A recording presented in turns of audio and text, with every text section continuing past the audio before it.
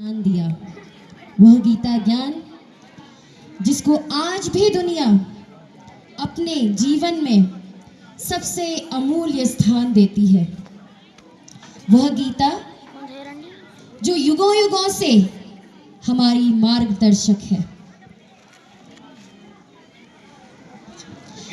यह वह क्षण था जब महाभारत की युद्ध भूमि में अर्जुन का मन संशय, मोह और द्वंद्व से विचलित था। करुणा और कर्तव्य के बीच उसका मन डगमगाया रहता था। तभी उसके सारथी श्री कृष्ण ने उसे वह दिव्य उपदेश दिया जिसे हम श्रीमद् भगवद गीता के नाम से जानते हैं। गीता केवल युद्ध भूमि का उपदेश नहीं, यह जीवन भूमि का संदेश है। यह हमें सिखाती है, कर्म करो, फल की चिंता मत करो, धर्म और सत्य की राह पर अडिग रहो। आत्मा न जन्म लेती है न मरती है, वह शाश्वत है। आइए इस अमर संदेश का रसपान करें और देखें कि किस प्रकार कृष्ण अर्जुन के संशय का समाधान कर उसे धर्म युद्ध और उसके मन में चल रहे उस मन के युद्ध के लिए प्रेरित करते हैं। तो आइए मंच पर साकार होता है गीता ज्ञान प्रसंग।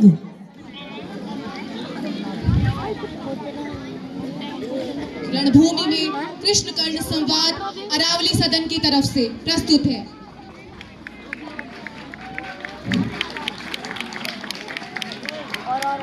महाभारत के महारथी एक एक करके रणभूमि को छोड़ चुके हैं।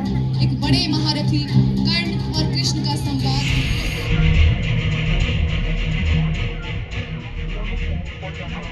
और कर्म का अंतिम युद्ध स्थान कुरुक्षेत्र का रणक्षेत्र। युद्ध के 17वें दिन का उत्तरार्ध।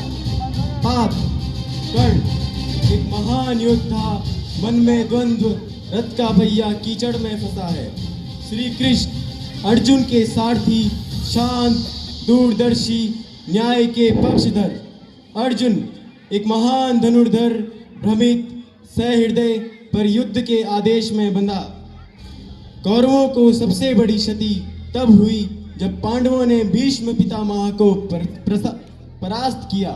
तब दुर्योधन ने कर्ण को युद्ध भूमि की ओर अग्रसर किया। कर्ण का रथ कीचड़ में धंसता है।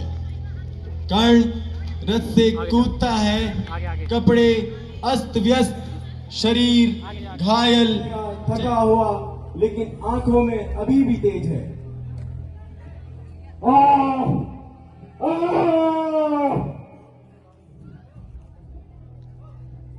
हे पृथ्वी मां, क्या तू अब भी मुझे अपनाने से इनकार करेगी? जिसने जीवन भर तेरा बोझ उठाया, जिसने हर अपमान को मौन से सहा। मां, उस कर्ण का रथ तू निकल रही है। मां, उस कर्ण का रथ तू निकल रही है। मां, कर्ण पहिया निकालने की कोशिश करता है पर विफल होता है। फिर आकाश की ओर देखता है और हे सूर्यदेव मेरे पिता, क्या मेरे कर्म इतने पवित्र थे? क्या मेरा जन्म ही मेरे लिए अपराध बन चुका है? क्या हर श्रेष्ठता को वंश, कुल और पहचान में बांध दिया गया है? कर्ण धीरे धीरे बैठता है और मिट्टी को हाथ में लेता है।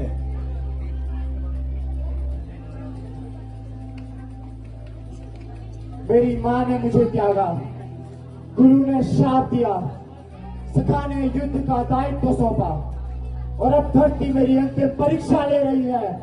क्या कोई है जो मेरा पक्ष सुने? क्या कोई है जो मेरा पक्ष सुने? क्या कोई है जो मेरा पक्ष सुने?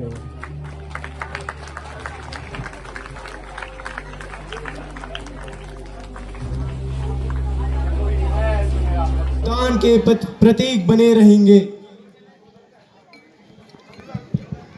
गिरा मस्तक मही पर छिन्न होकर, तपस्या धाम तन से भिन्न होकर, छिटक कर जो उड़ा आलोक तन से, हुआ एकात्म वह मिलकर तपन से।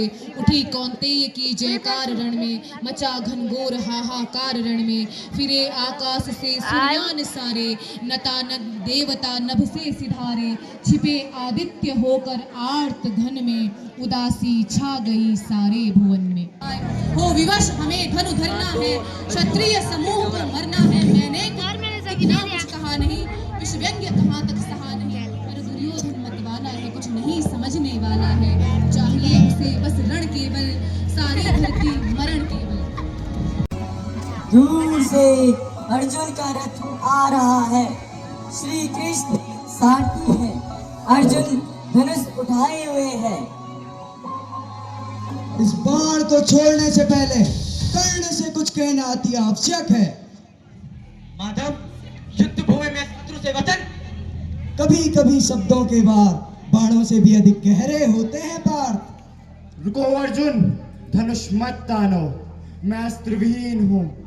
देखो देखो मेरे रथ का पहिया धसा हुआ है, और युद्ध का नियम है, निहत्थे पर वार नहीं होता।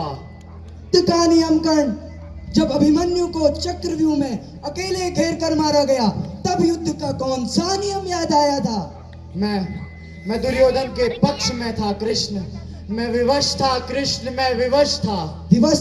क्या विवशता ने तुम्हें वहां रोका जब तुमने द्रौपदी का अपमान सुना? जब द्रौपदी ने तुम्हें सूत पुत्र कहा तो तुमने प्रत्युत्तर वैश्य की संतान देकर दिया। धर्म वहां कहाँ था कर्ण? कृष्ण, मैं टूट चुका था। मैं हर समय मेरे भीतर कुछ न कुछ मरता रहा। मैं जिस भी द्वार पर जाता सूत पुत्र कहकर धकेल दिया जाता। उस समय दुर्योधन ने मुझे अपनाया। वही मेरा जीवन है कृष्ण, वही मेरा जीवन है। दुर्योधन ने अपनाया क्योंकि उसे कर्ण का शौर्य चाहिए था।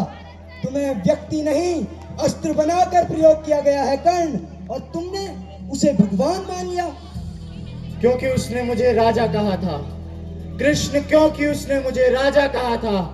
उसके इन्हीं शब्दों ने मेरे जीवन के सारे अपराध ढक लिए कृष्ण।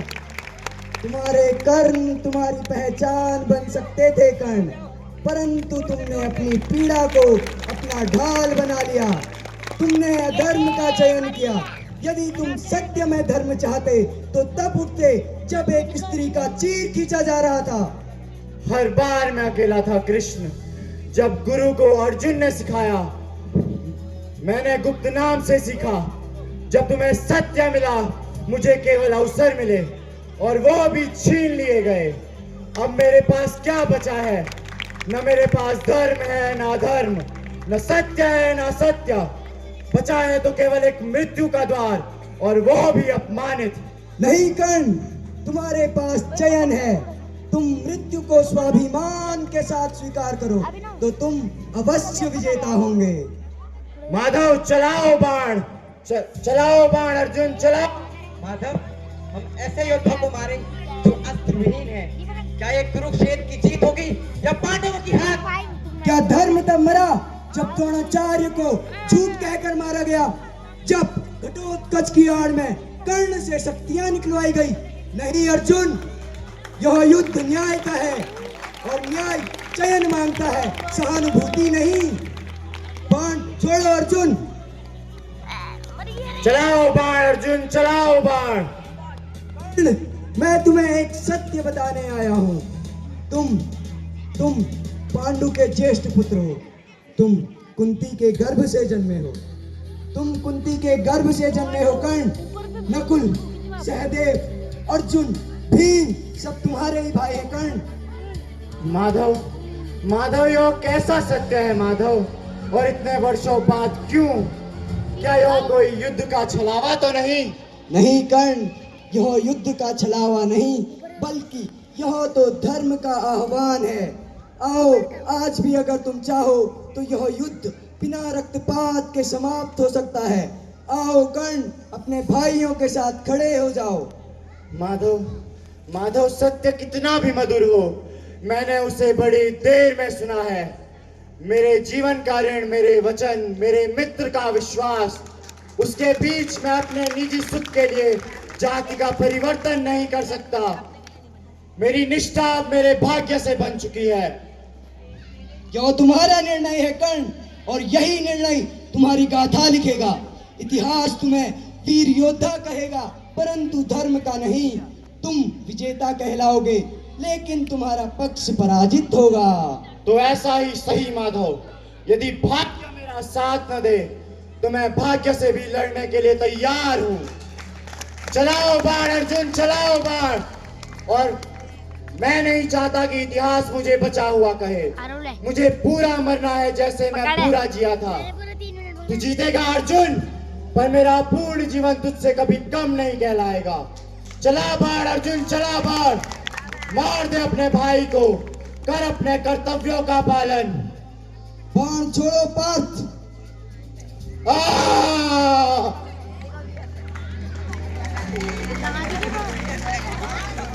पांडवों का सबसे बड़ा शत्रु धराशायी हो चुका है, परंतु हृदय में विजय की कोई लहर नहीं।